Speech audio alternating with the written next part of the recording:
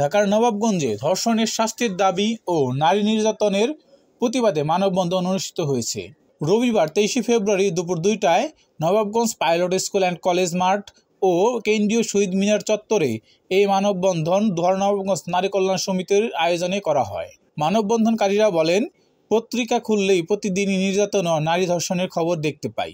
এ থেকে পরিত্রাণের জন্য আমরা নারীরা নিরাপদ নিশ্চিত করতে চাই। আমরা বলতে চাই, নারীর পোশাক নয়, মানসিকতা পরিবর্তন প্রয়োজন। তারা আরও বলেন, ধর্ষণের শিকার শুধু প্রাপ্তবয়স্ক নয়, শিশুরাও বাদ যাচ্ছে না। মানববন্ধনকারীরা ধর্ষণ ও নারী নির্যাতনকারীদের সর্বোচ্চ শাস্তি নিশ্চিত করার দাবি জানান।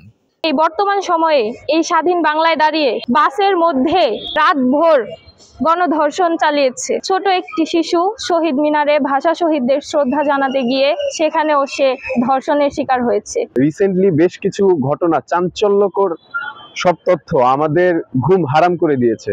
আমরা সাধারণ শিক্ষার্থীরা এই বিষয় নিয়ে খুবই উদ্বিগ্ন।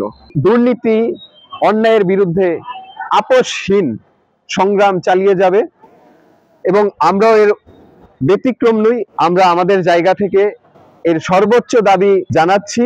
আমরা চাই তাদেরকে অতি দ্রুত আইনের আওতায় এনে তাদেরকে দৃষ্টান্তমূলক শাস্তি দেওয়া হোক।